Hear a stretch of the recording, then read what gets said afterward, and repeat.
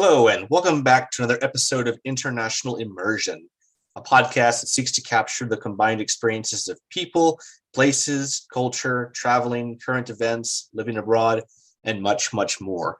For today's episode, I have a special guest who's going to talk a little bit about Ukraine and specifically give us more insight on the background of Ukraine from someone who is originally from the country and has a lot of experience both living in numerous cities and is now in the United States. Because the situation that's happening now with the unfortunate, certain trend of events, it's not something that has just come up randomly. It has a long backstory, and it's been culminating over a number of years for a wide range of reasons. So, Anton, it's great to have you on. I'm really happy to have this opportunity to talk with you, and I'm really stoked to hear what you have to say and get an insight, of a Ukrainian and to hear their point of view on everything. So I just want to thank you for coming on this evening and to share everything you have to tell us. Thanks, Sean. Hi, everybody. My name is Anton Kilpa, and I was born in Ukraine in 1985. By the age of 22, I left Ukraine, moved to the United States, and since it was back in 2007, and I've lived in the United States since 2007 till now. In 2013, got my United States citizenship. What else can I say? I like history of my country, and it's pretty interesting, and anything I can share today with you about Ukraine, about this conflict, about my view of it, I'll be glad to do so.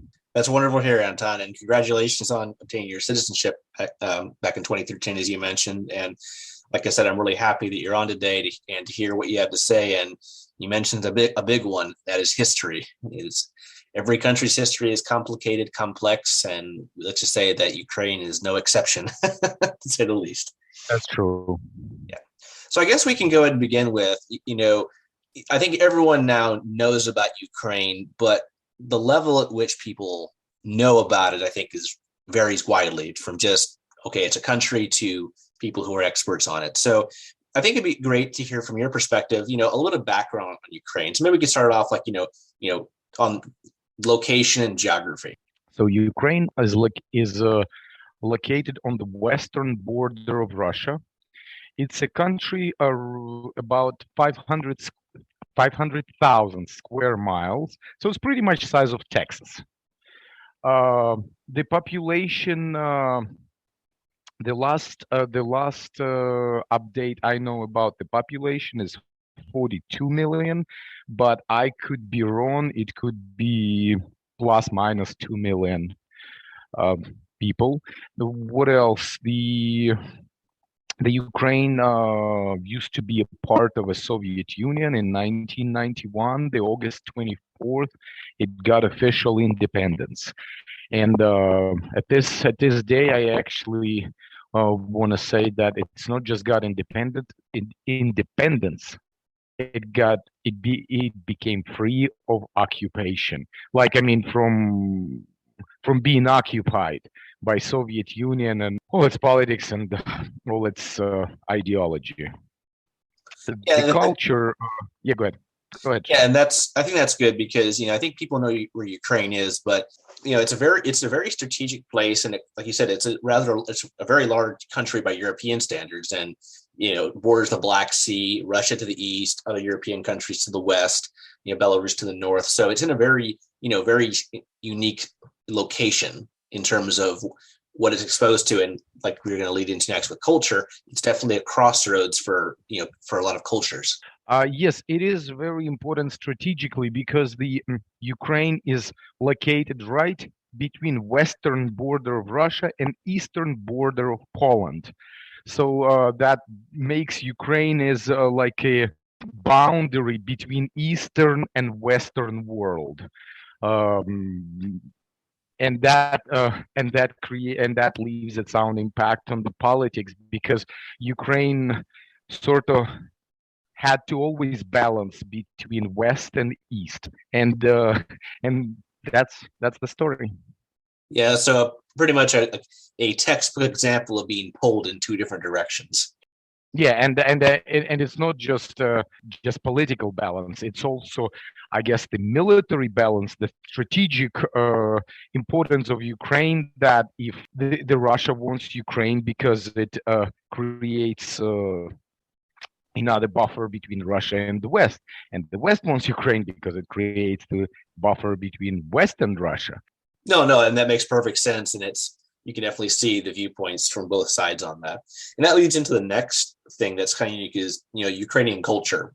So how would you describe it? Because like you said, it's kind of it's been pulled in different directions and it has many influencing factors both from the east and the west, and in many cases the south. So maybe in a nutshell, how could you maybe describe Ukrainian culture?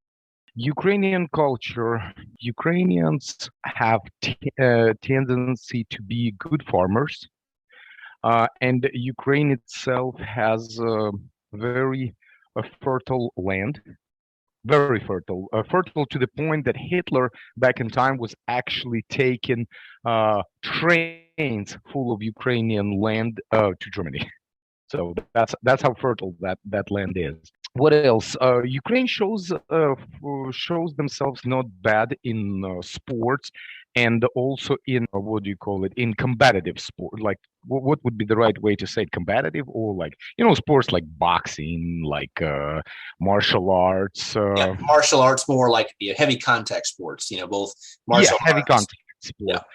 sport. Ukrainians very independent people by their nature. They have similarity to Americans in that. So if some countries or nations prefer monarchy, or they admire having a strong king or queen or something like that, that's not the Ukrainian way. They will dogmouth every president they have, actually until the war.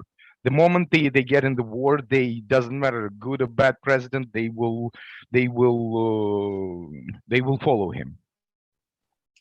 I see. So And very, you could say very determined and very expressive, and they're not shy to express what they feel and think of someone. yes, and they have a strong love to being independent, not just as a country, independent as an individual. They're very individualistic. They don't like to be in groups unless they're, I mean, like just like group up and stay all together unless there is unless there is a problem. When there is a problem, one person compared them to the bees, that the bees fly and collect their honey, and they're very peaceful. But God forbid you stick your hand in the beehive and the bees start to attack, even if they die. But that's not the most interesting thing about this comparison. The most interesting thing in comparison, that those bees, they don't need leadership to sting you. Every bee will know what to do. And I will step a little bit ahead of the conversation. And even right now, when this conflict started, everybody just knew what they're supposed to do. Somebody ran to donate money. Somebody ran to become a volunteer. Somebody ran to the admission point to become a warrior. And everybody started to find their role. And nobody had to organize them. I mean, there is, to the certain extent, there is organizational help needed, but in general, everybody just ran immediately, knowing what they're supposed to do, and this is exactly what bees do. They don't have they have a queen in the beehive, but they don't. But it's not like queen commands them what to do. They just every bee knows what it's supposed to do when there is invasion to the beehive. I like that So, analogy. Yeah, I like the analogy you've used here with the beehive and the bees. And also, I get the sense that there's this very strong, like, individualist spirit, but at the same time, this sense of community and coming together when the time is needed or when something arises. So you have kind of a balance between, the individual's determination and perseverance to do what they want to do, and then the group and how they kind of can meld back and forth. yeah, I actually want to give credit for this comparison to the Jahar Dudayev. That's a former leader of Republic of Chechnya, which is currently part of Russian Federation, but it between 1990 and 2000 something, the Chechnya had 3 wars with Russia. Yes, And and he was saying that sooner or later there will be war with Ukraine, and he compared Ukraine. He was giving that comparison about Ukraine. an unfortunate foreshadowing, to say the least. That's cool to know because it's kind of a paints a cool picture of of Ukrainians in general, and that kind of melds along with the history of Ukraine, and that's something that I think is has a strong sense of point of view, but there are facts, and maybe that's something you can kind of go back to us because I know that at least from my own study of Ukrainian history, a lot of Ukrainian the Kievan Rus was one of the first organized states there around the 10th century. Yep. And a couple things about Ukrainian culture I wanted to add is that Ukrainians really like things to be neat. Like, let's say you have a land. Everything has to lay exactly what's supposed to lay. Your farm tools, your fence, the way it's painted, and stuff like this. It has to be sometimes, at some points, kind of almost OCD neat. Uh, and also, another thing, Ukrainians have a lot of respect for their women. In Ukrainian language, the wife is called дружина, which the most literal translation would be like a female friend, I guess. Which what I'm trying to lead in that it's an equal friend for life. Oh, I like They that. they Yeah, it's they yeah, they, they, they don't see respect. they don't see wife just behind them. They see wife shoulder to shoulder. So I mean, it's like equal female friend for life. That's how the families are built more or less there. So a strong basis in equality and respect, you can say. Yes, those are, I guess, the interesting facts that I wanted to mention No, about it's very Ukrainians interesting and very good to know. and their culture. No, I completely agree. I think that gives a little more sense of just kind of like on the ground level of how on the level of a couple how generally speaking they look at it perceive it and treat each other. Yeah. No, very, very interesting. And then going back into the history, so you like I said, I know that things tend to date back to around the Kievan Rus period, around the 10th century AD, and then, but I know that there's a lot of speculation here, and we'll talk about this later in the episode. But maybe you could kind of give a little bit of background on just Ukrainian history from what you know. What I know, let's start. Yes, Kiev was built in about 10th century, versus, let's say, Moscow was built in 13th, I believe, century, but it was about a couple hundred years, if not 300 years later. So Kiev people like to say that, when Kiev was a well-known trade center in Europe, uh, Moscow was bushes and swamps. Now, I'll try to be as short as possible, but let me know if if it's getting too long. So this Oh, is what I sure, by think. all means. I mean, not just think. Let me give a little bit of background. Up to 2014, I was thinking that Russians are our brothers. Was watching Russian movies. I'm actually born Russian speaking. Ukrainian I knew from childhood, but I didn't really utilize it in my day-to-day life. It was more like just a national language I knew. But I was from the city of Mariupol, eastern border, 70 kilometers, which is like 50 miles to Russian border. And I was, if let's say there would be Olympic Games, I was,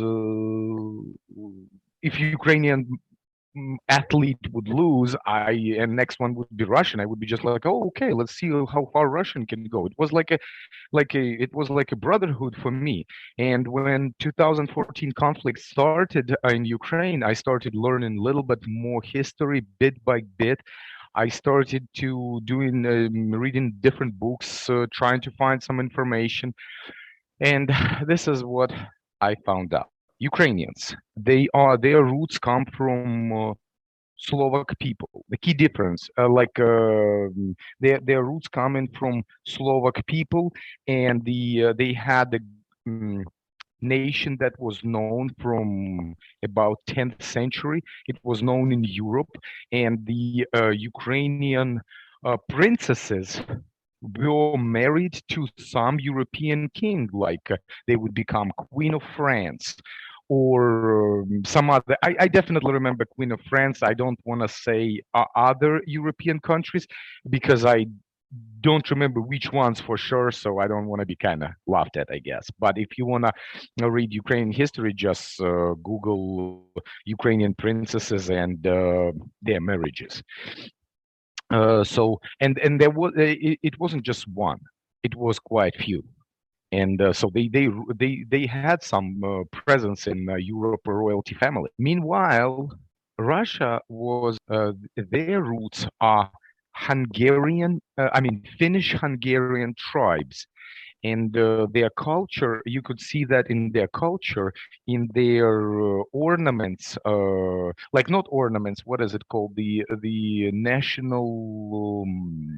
Stuff that you national art that you Yeah, I know what you're beautify saying. your clothes with.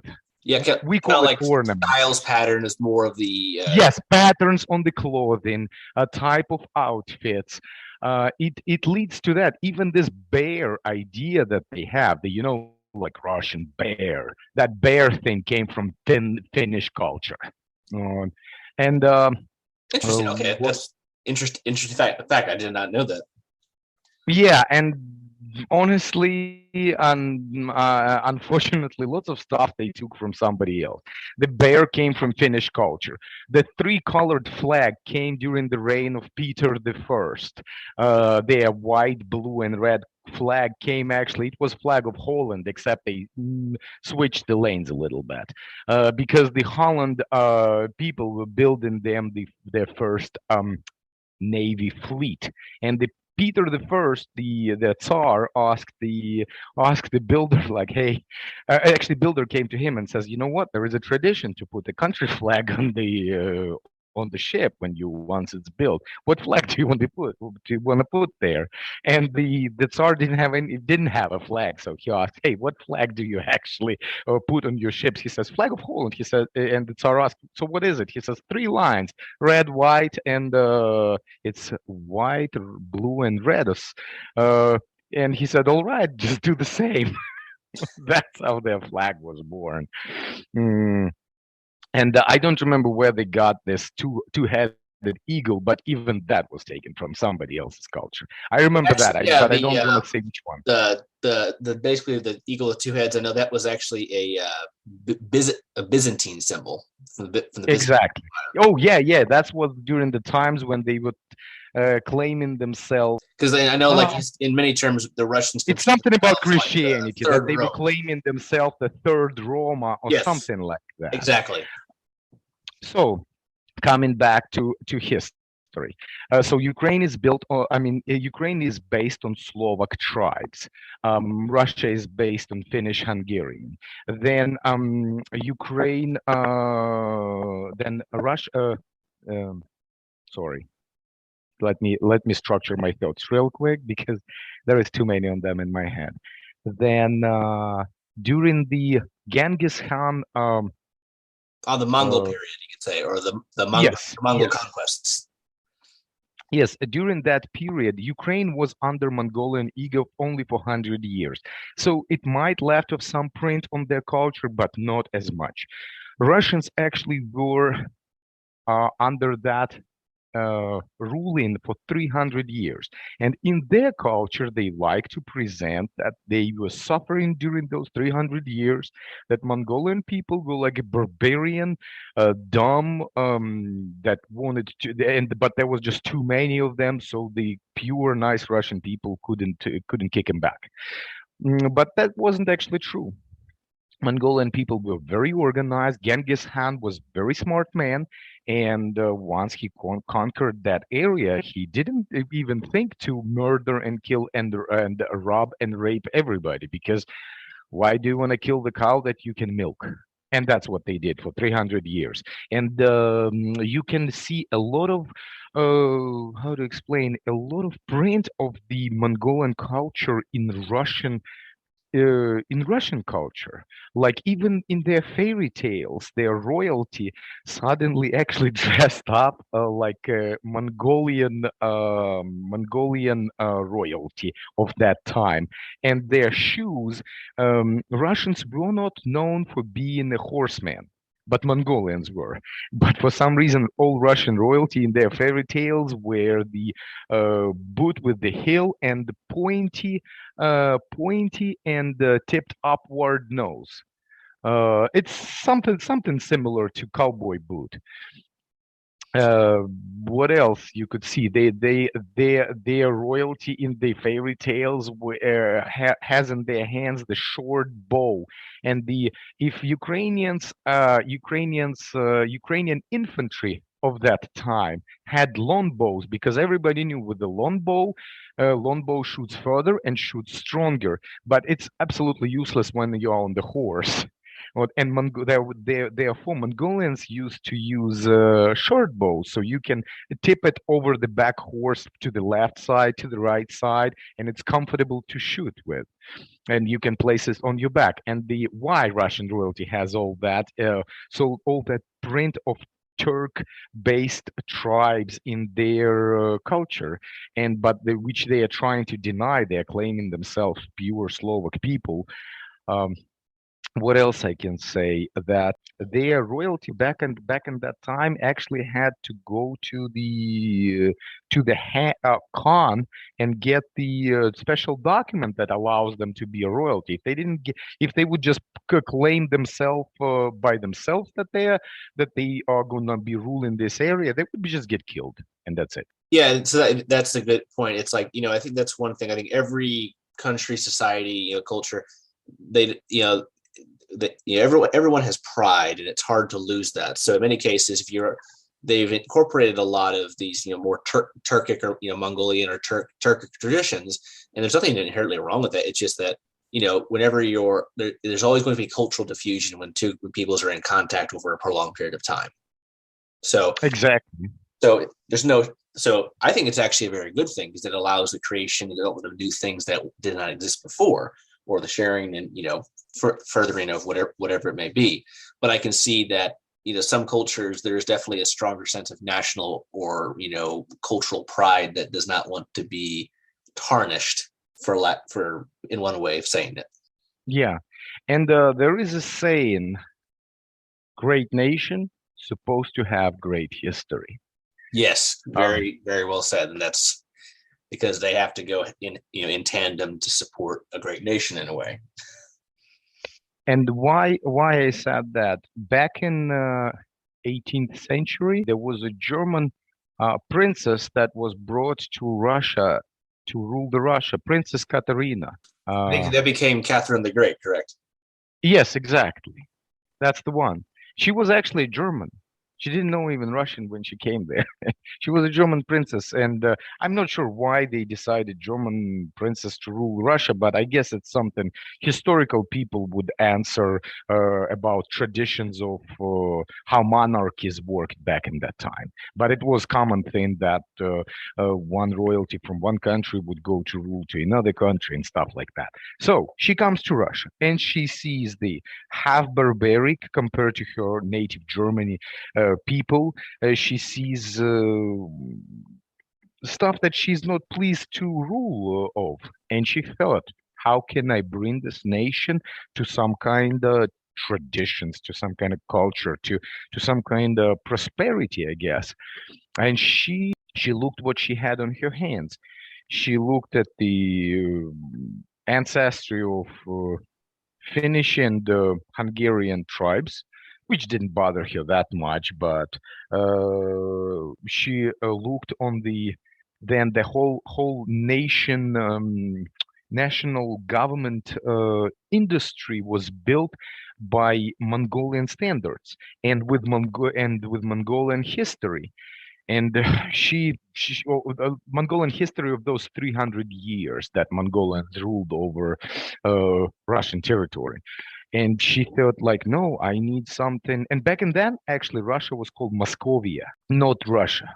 Russia, it was that name was brought up somewhere around Katrina the Great or Peter the First. They were pretty close in time when they ruled, so one of them brought it up.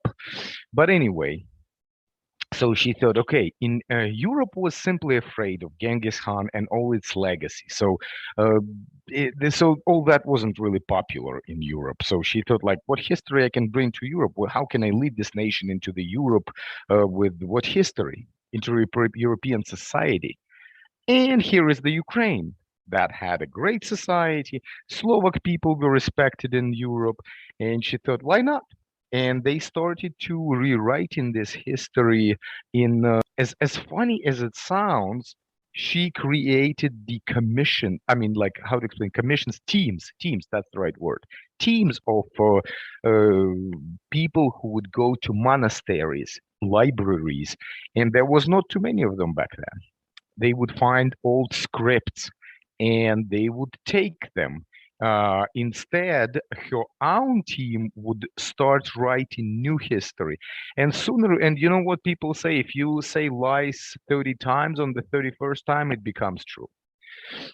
So they started saying their own history, and they went to the point where they actually started saying that Russia is the kind of like the root of all this culture, of root of Slovak people.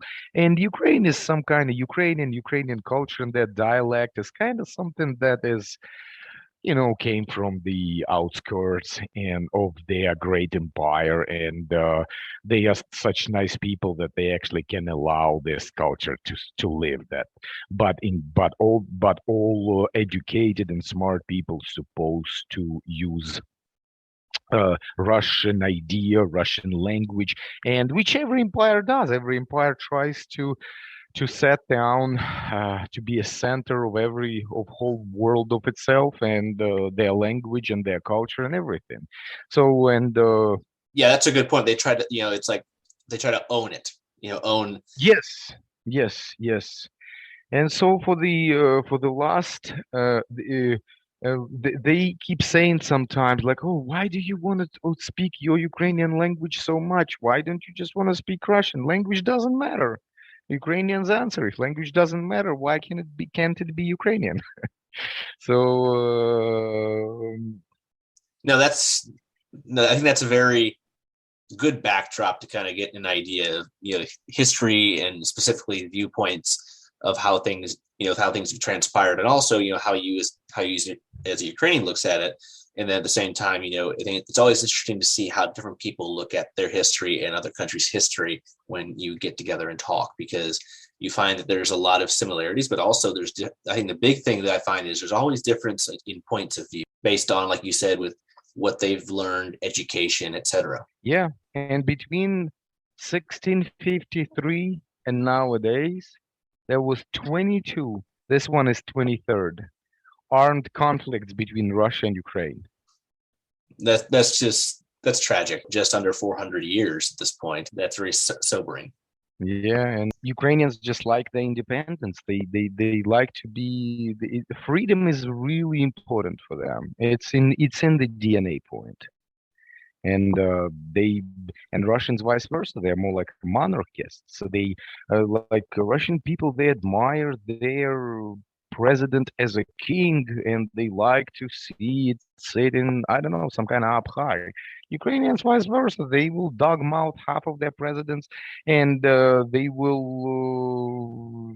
are easy to change them if not like easy, just how to explain, they are not easy on the negative side of that. So it's not like they're just uncontrolled emotional people, no. But if the president will be, will commit a treason of national interest. Yeah, and you can say they basically hold their leaders to what they do. If we elect this person or do something, and then they do, that's great. They do what we want them to do or what the people want, great. If they don't, we get another guy in. So it's basically they just hold them to account. Yes, exactly. And like this, it's been for last 400 years. Maybe even deeper in centuries, but up to my knowledge, for last 400 years. Versus Russia always had an emperor. They admire their leader. Yeah, and that's good. And kind of going forward from here, that leads into the next point that I think is very crucial to kind of get more insight on is Ukrainian identity, and specifically, like you've already given a good example of how Ukrainians see themselves, exercise to their culture, their language, their history, people and relationships. But also, I mean, like you said, so what would you say like are some key differences between Russians and Ukrainians? You've already touched on some, but maybe in your opinion, in your background, how would you maybe define that? The key differences, first one is this: Ukrainians like democracy, Russians like monarchy. And the democracy is popular thing in the world.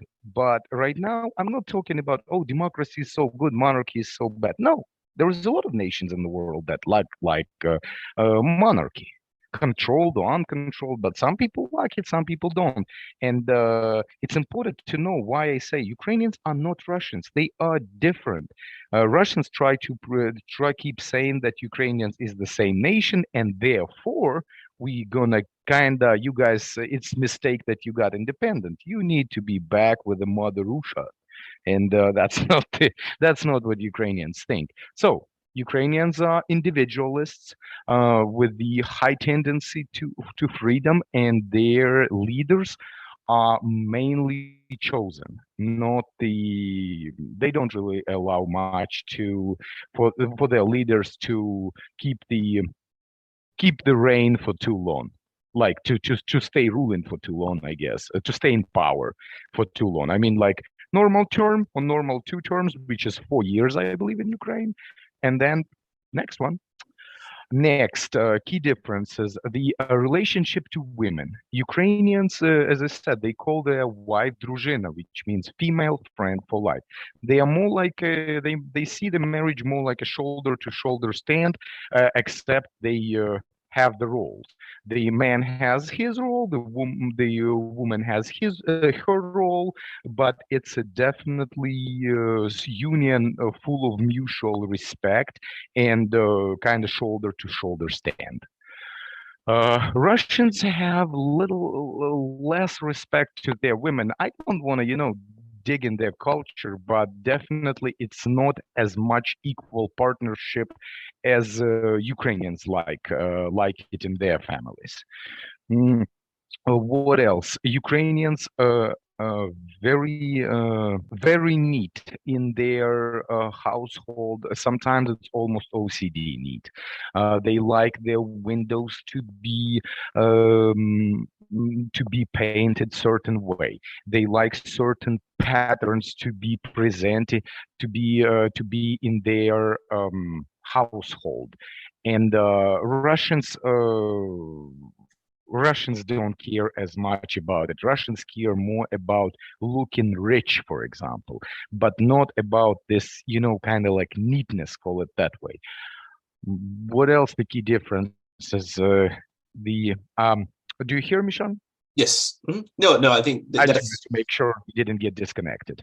Then the next thing about the pledge, is the pledge right word in English? Like, do your warriors up to certain time give their pledge to the country or something of that yeah, kind? yeah, like commitment pledge. Yeah, you could use a number of words to describe that. Yeah.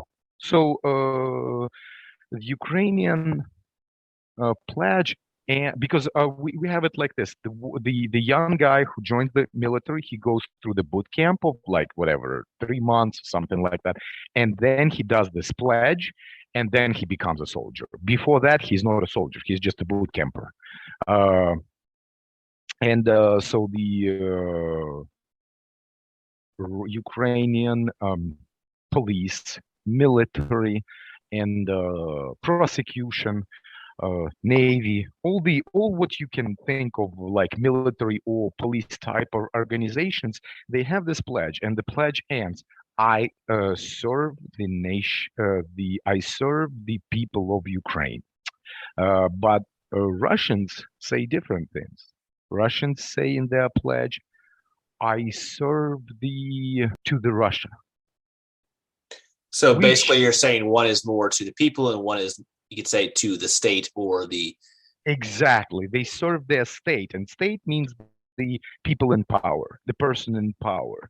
And Ukrainians, no, Ukrainians, they're the pledge, and I serve to the people of Ukraine. I see. And that would kind of go back to your point about, monarchy versus more of a democracy or open type of government. Yes, and Russians are imperialists in their ambitions. They like to know that their empire is this big and likes this much. Ukrainians don't care about that. They want their country like bees. Leave us with our beehive, and we are good with that. We don't need somebody's land. We don't need somebody else's. Just leave us alone. Let us be, and we like our lifestyle.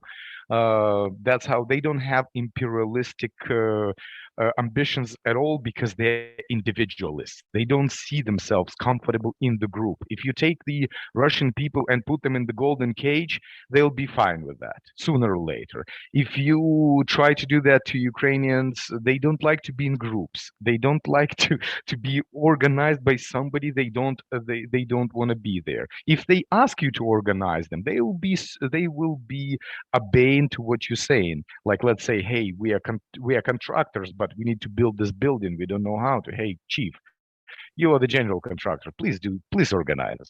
Yes, one thing. But if somebody comes and says, I'm the boss here, he's gonna walk with the 3 boots. I guess you know how people walk with 3 boots. Yeah, another good analogy. But it's in hearing this, it's kind of interesting because I think a lot of people, you don't really get to know this until you meet people from a certain place, and you kind of can break down a lot of these different these little differences. I mean, on the surface it doesn't look like a lot, but there's always a lot of differences whenever you dig deeper between places. Yeah, and one thing, I guess, last thing what I want to mention. Ukrainians like to work on the land. Not everybody. Some people like to be in the city, but in general, kind of like it's pretty agricultural culture. And Ukrainians actually pretty decent warriors. They have this thing. How to explain? Their idea how to outsmart the enemy. That's what they are good at. That's proven through centuries. They have this military idea of outsmart their opponent, and it's you can see that in everything, in the way they fight as a military, or you can see it also as a way that, when they fight. How did you call it earlier? Full contact sports or something like boxing, like Lomachenko, Klitschko, Usyk, you name it. Like when you see how those guys fight, they're not just strong; they are not standard, because they are trying. There's a method, there's a strategy, and there's an intelligence to it. Yes, and this Ukrainians have gift to it, like to be kind of to be that smart in that type of. And Russian Empire spent quite a bit of time and effort to trying to tell Ukrainians that what, you are just kind of like a little bit dumb people, and if you try hard, you can become a good Russian, but right now you're just you're not really a Russian, and Russian is an ethelon, is a standard in our society. That's how the kind of the idea was planted more and more in heads. And didn't you notice sometimes when you meet somebody you want to obey you, what one of the things you're gonna try to do to them? You're gonna try to tell them that they are stupid, right? Yeah, Or they if someone comes up to you and tells you to do things, it's like, okay, well, why would I do that? Yes, but if you plant the idea in their heads that they are weak or stupid and they have to depend on you, you just got your power over them. Yeah, by belittling them. Exactly. And creating a situation where they think by doing what you say or following certain things that you preach, or however you want to describe it, they can gain status, intelligence, whatever you want to call it. So yeah, basically just a way of manipulating a population to their advantage. Yeah. And one of the problem of one of the problem to Russia of this conflict that you see of this war that's going on right now, that they been telling that to Ukrainians for at least few decades that they are weak, that they are kind of on the dumber side, and that the Russian military is strong, superior, and so on and so forth. That they actually started to believe in that BS themselves. And when they, and suddenly they just got a knuckle sandwich, which was a surprise to them. They're like, what do you mean? You beated us. Oh, actually we do. That's that's Yeah, how it and is. just saying what's happened in this last month from February 24th until now, I would say definitely substantiates that. I mean, it's tragic, but it's very clear to see that things have not gone how both the Russians and a lot of people globally thought it would. It's actually taken a very interesting turn, especially in this last week. Despite all despite the negativity and all the destruction and horrible things that have happened, Ukraine has certainly shown itself as being very capable of defending itself. And Yeah, and like what you've talked about with like background of people, their motivations, what drives them, and how they operate, that it all makes sense. even bombs, even the drug addicts started to walk around and look for bottles, glass bottles that just were, like that somebody maybe dropped on the street or something like this, and they would bring those bombs. I mean, they would bring those bottles to volunteers to make Molotov cocktails out of. Oh yeah, I've seen a lot of news reports, and literally there'll be hundreds of them, and they'll be just prepping them for use to defend wherever they're at or what's going on. So that it's the amount of communal effort and the sense of of just kind of coming together. That's what's really is inspiring. And despite the Yeah, tragedy of what's going on, that's very inspirational, and it shows to the determination. and I apologize if I sounded judgmental or so to the homeless people or like to the drug addicts. But I mean, if we are calling Apple an Apple, it's a lower class of, they take a lower step on the social ladder, and not all the, and like sometimes this type of people could, you know, could show not as high morals as somebody else would. But in this particular situation, everybody just is driven by one motive. We gotta win. At first we actually gotta defend, and when they get pissed off to the point that half of their country is actually in ruins because of the artillery and aviation bombing them, they now they don't really want to settle for defending. They want to settle for victory. No, and in many cases, yeah, like what I was like illustrating or leading up to is that I know like your son, they say has been recontested just lately, or from the reports I've heard, and it's basically hit a stalemate in many places. And now the Ukrainian military and civil defense and the local defense or guard units are going on the offensive. And I think contrary to what a lot of experts or people believe, Ukraine has a good chance of either repelling or pushing things to a point where they can come out, potentially advantageous, which I'm hopefully they will. Yeah, did I hear wrong, or did you say it's good because of people leaving Ukraine, No, or did I said because of the Ukrainian military and basically volunteers and civil defense, what they've been able to accomplish will hopefully give them an advantage, or potentially even expel Russian forces out of Ukraine, or get to a point where they can negotiate to in their favor. I see. No, there was actually a reason why I asked about if you mentioned people leaving to Ukraine, because I wanted to mention interesting fact to you. It's actually good right now that I mean, it's bad that it's happening, but it's good for our military that older people or women and children leaving country because that gives them more room for maneuvers and Yes, and by doing without so, less worrying about collateral damage. for civilians.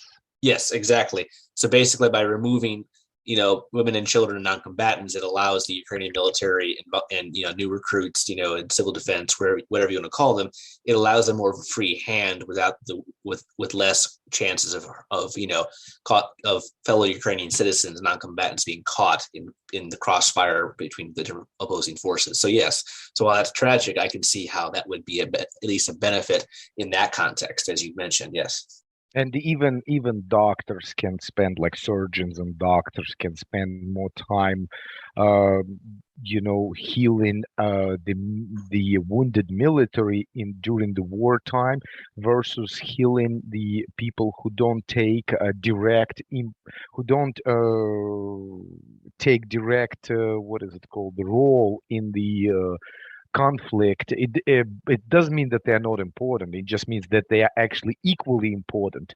But once we have a military, once we have a war, what we need military to fight, and we need doctors who can patch them up fast.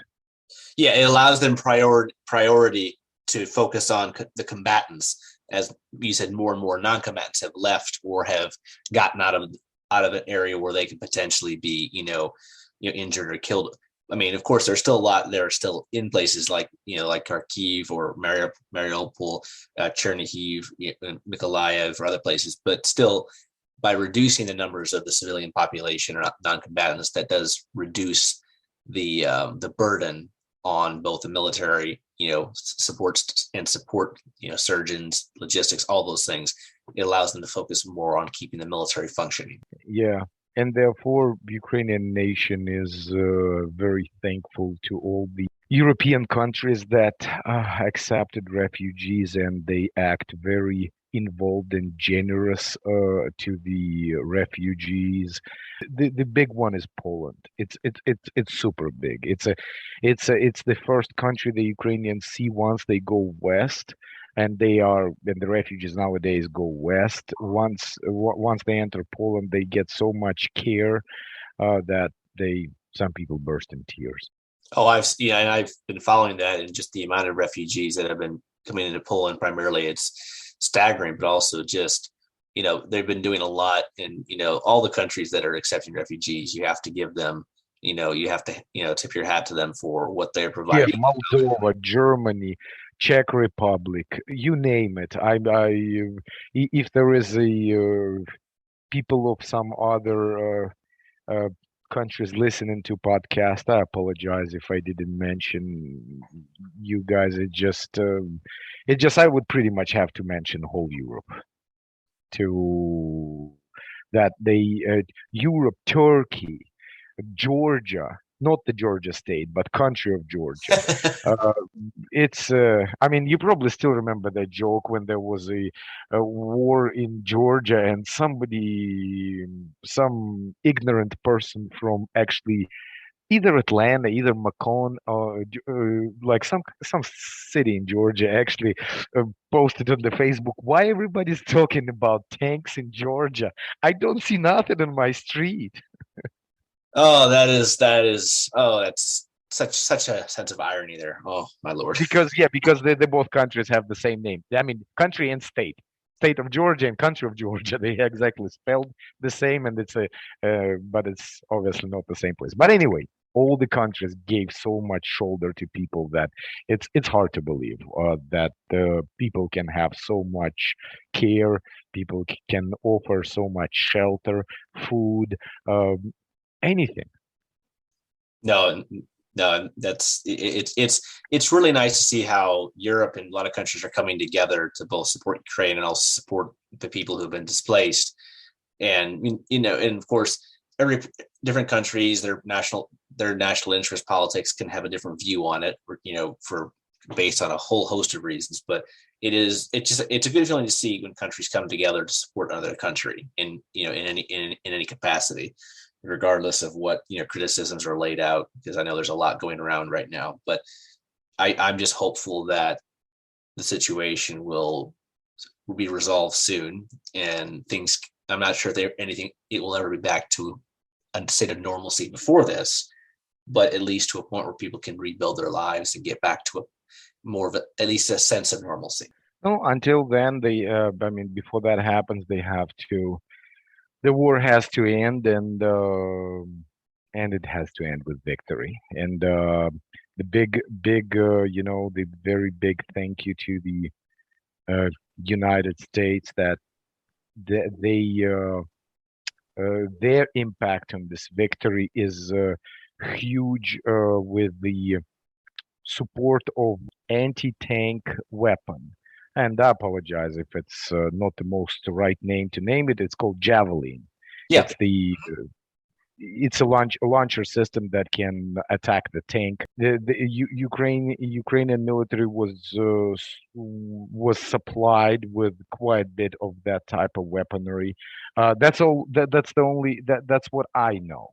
There might be more, but I know definitely Javelin is really big in this war. Javelin from United States, and I believe NLAW from Great Britain. Yes. Those and then there's also the Panzerfaust, I think three and four, or I think three from Germany. So there's a whole host of arms and other things that have been filtering into aid the Ukrainian army. So, you can see what countries are helping and in what capacity. Yeah, and last thing I know, the president signed the president of the United States signed the new military program or something of the military aid program. Yeah, the $800 million aid package, which I think included 800 javelins, 2,000 surface air missiles, 20 million rounds of ammunition. It's quite extensive. No, the big one is not just this. The big one is also the I call them kamikaze drones, but it's remember those kamikaze air fighters from Japan that would just lead the airplane into the crash in order to kill the enemy. So those are I call them kamikaze drones, but you're welcome to name them more properly. Those are drones that once they detect the enemy vehicles or infantry, they just fly there and explode. And those were supplied by the United States. No, I mean, I think and from what we're seeing, it's telling on the ground. All the support, it's telling, and it's making a difference. It is. It's just the results don't lie. And just the unfortunate side is it's the loss of life on both sides, which is tragic. Yeah, the big problem that stands is the sky. Yes, the Ukrainian anti-aviation and anti-missile systems. They do miracles, but they are limited to their amounts and to their how advanced they are. The good part that we also got supplied Stingers, whatever that RPG type of thing is called. Yeah, the laser, basically, the guided missiles that can knock out low flying aircraft, helicopters, planes, etc. Exactly, but the ones that fly up high, we still have a problem, and Ukrainians keep asking to close their sky, but I guess the NATO so far is supplying them with the weaponry that can hit pretty strong low-flying aircraft, but not the high-flying one. And because they keep asking for the help of Patriot systems that are in like Poland, Bulgaria, and stuff, but everybody's kind of reluctant to it because it can lead to pretty much nuclear war. Yeah, there's been a huge amount of debate going on over that. Just I know that Zelensky is wanting it, Ukraine to win it, but there's a lot of factors at play which complicate the potential effects of that happening. Yeah, I think right now, if I'm not sure where the situation stands about the C-300 and the old Soviet Union jet fighters that Oh, the MiG-29s, yes. I've not heard MiG-29, anything yes. new on that situation. I know So that they don't transferred from Poland or Bulgaria to Ukraine yet, right? I've last I heard is they were transferring them, but they've not been sent to Ukraine or anything. And I think Slovenia, uh, or I think it was Slovakia was wanting to provide the S-300s to Ukraine in return for I think Patriot or other systems because they still need Russian technicians to update them or to maintenance them, and they're wanting to get away from that. I see. Yeah, if Ukraine would have a chance, and this is what I guess I will use this interview a little bit to my own nation, to the nation to my roots, that if there is a possibility to have an impact on that situation, that United States can help with the transfer of those MiG-29s to Ukraine and those C-300s.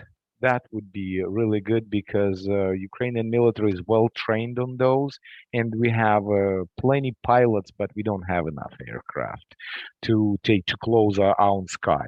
Because yeah, we understand why we can't rely much on the help of Patriots from the Europe. I mean, Patriot systems from the Europe, but if United States can somehow support that transfer of MiG-29 and those C-300s, please help. No, and like I said, I completely understand.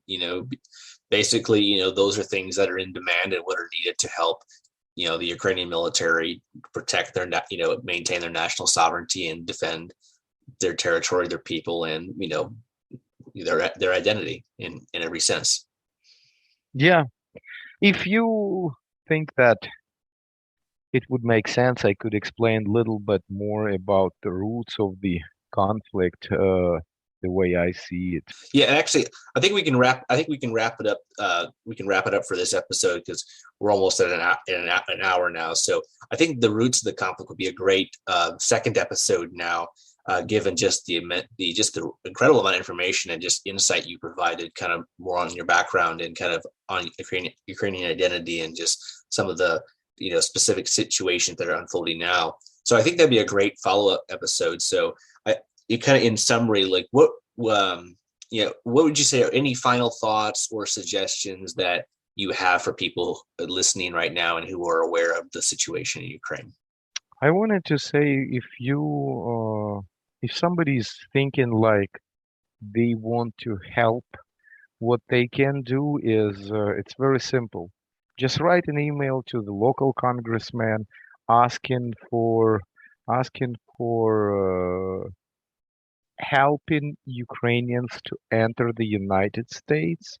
And I'm not talking about the whole refugee thing, but at least the Ukrainians who have relatives in the United States, because my mom right now, I'm United States citizen and I cannot get my mom's visa.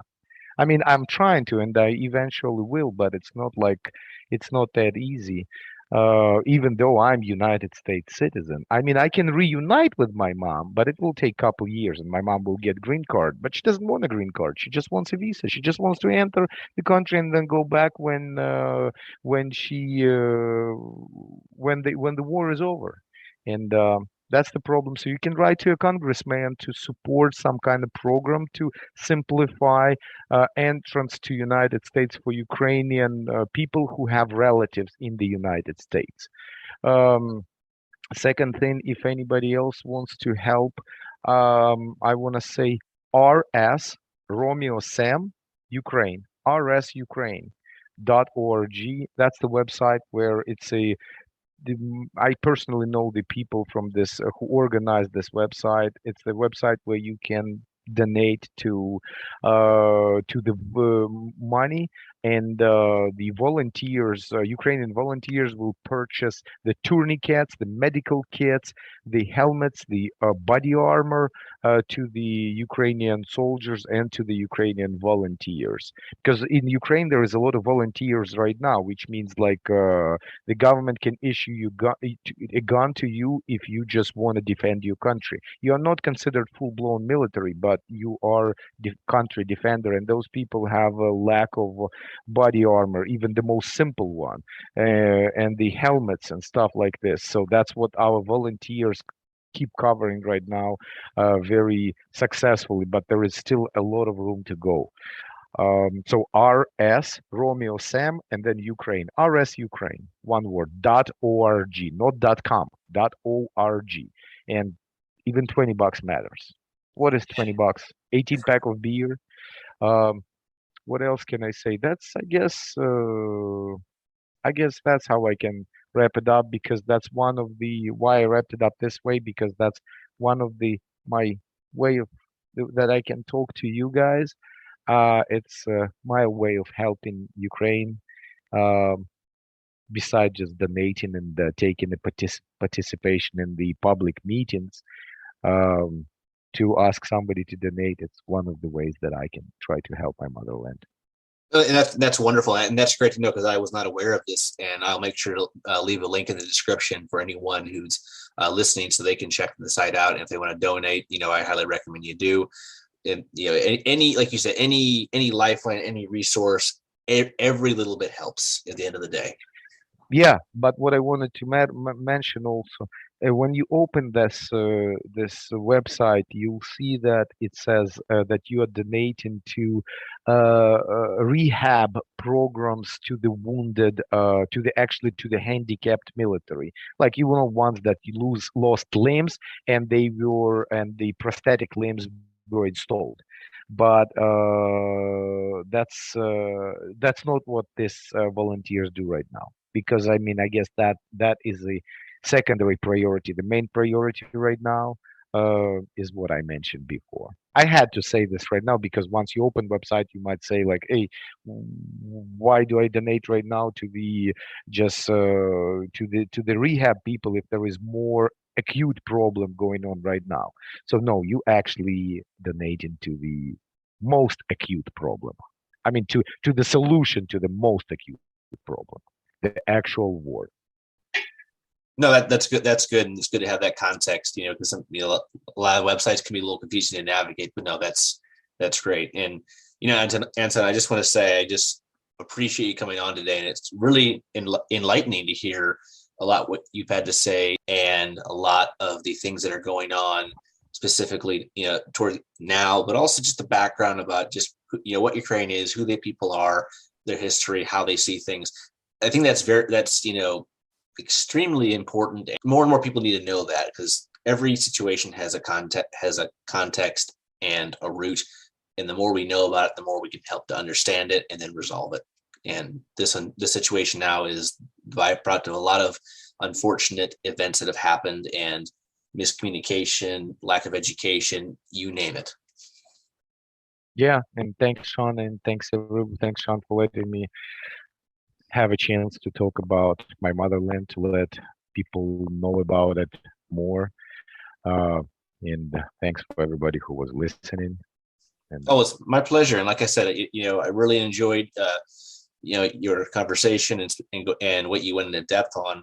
And I would love to have you back on for another episode, as mentioned, to kind of go over more of the conflict itself, from what you understand, from what you're experiencing, since since you're a family, you still have family there, and you lived there for the first part of your life. So I look forward to having you back on for another episode in the future. And I just wanted to express my gratitude and appreciation for sharing what you have to say today. The pleasure was mine, and I definitely will be up for the second episode to introduce you and the audience to more information about the conflict. That's great to hear, Anton. Just wonderful. So everyone, I hope you've enjoyed this episode of International Immersion. The situation in Ukraine demands action, awareness, and action from across the world. We all need to do our part, and we all need to prevent conflicts from arising like what's happening now, because at the end of the day, it's the average person that suffers. So, you can check out this website, which I'll leave in the description that Anton mentioned, how you can help Ukraine. And I'll also leave any other information that I can find that you can use to help Ukraine, or learn more about it in this episode's description. Like I said, I look forward to having Anton back for another episode where we'll go into more depth on the roots of the conflict and the conflict itself. So with that, this has been another episode of International Immersion. stay safe. Let's hope the pandemic and this conflict both come to a speedy end so we can get back out, travel, learn, explore, and just take all that this world has to offer. Thank you, and we'll see you on the next one.